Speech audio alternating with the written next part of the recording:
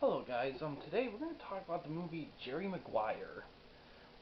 It was released in 1996, it's rated R, and it's about 2 hours and 19 minutes long.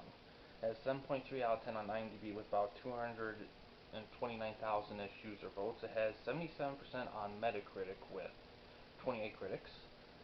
It stars Tom Cruise, who was in Top Gun, and Cuba Gooding Jr., who was in Boys in the Hood.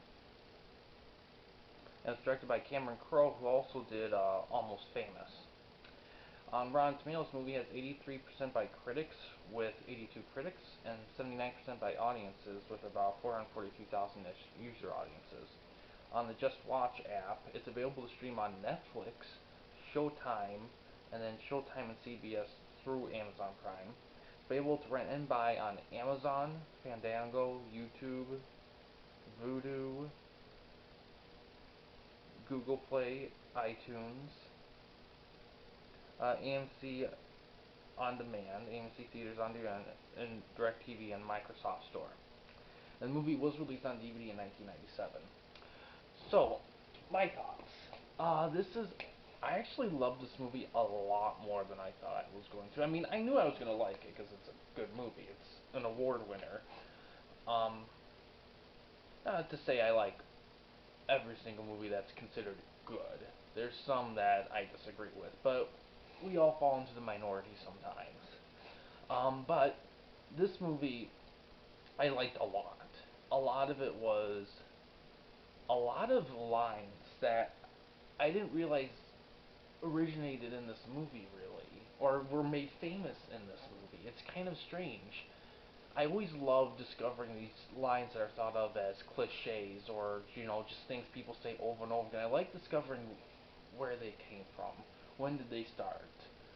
What thing made them good to begin with? And this movie has some, and I love movies like that because it makes me feel like I'm watching history, live action history. Oh, hold on a sec. Sorry about that, guys. I had a call. But my thoughts on the movie, like I was saying, the a lot of great dialogue in it. Direction's great. The acting is very well done. Tom Cruise was nominated for this, but Tom Cruise has never won an Oscar. And given all the films he's been in, I'm kind of surprised he never has. But I think a lot of it too was that I think a lot of it too, the reason why he never was is that I think it's one of those times where he was just. It's kind of like how Leonardo DiCaprio never won an Oscar. He was just like, oh, he's great, But I feel like at some point he's gonna win one at the very least, because he's still being in great movies today, though it's not as many. Because it seems like all of his focus is in the Mission Impossible series, which, in all honesty, I haven't seen them since 4, and I only saw 4 once. I think I saw the first one the most. I saw the second one maybe once or twice, and I saw the third one once. Um, because to me, his movies are more like dramedy kind of movies. That seems to be his wheelhouse. Not to say he can't do action at all. He can definitely do action, but I don't know. He definitely is a good actor. I just think his reputation nowadays has kind of been hit because of, all the shit he's been getting into lately. But yeah. Um but yeah, Cuba Gooding Jr. did win an Oscar for his role, and I can see why, because he does have a lot of good lines. He is kind of a very interesting character, and he's funny, but he also has a good background, and he has a lot of legitimateness to his role. So he is a very I think he won it mostly because he has big lines and he is an intriguing character. All these characters at some point have an interesting line. That's how good the writing is to this movie. I think the only thing I would say about it is that a lot of people may think it's about sports, but the movie mixes a lot of genres. Like, it is a rom-com, but it's also a sports movie. It is a drama, but there's funny moments. I mean, it's a movie for adults, but there's a kid in the center of the story as well. There's a lot of mismatchedness, and those are my favorite kind of movies. I like movies that just have everything in it. I mean, sure, every once in a while I like to get into a niche film like a Friday the 13th or a gangster movie or something like that, but I enjoy a movie that just says, we're just gonna take a look at fucking everything. And we're just gonna just become one with all, and that's why I like this movie a lot. In terms of availability, this movie is available pretty far-reaching. You're not gonna have trouble finding it at all.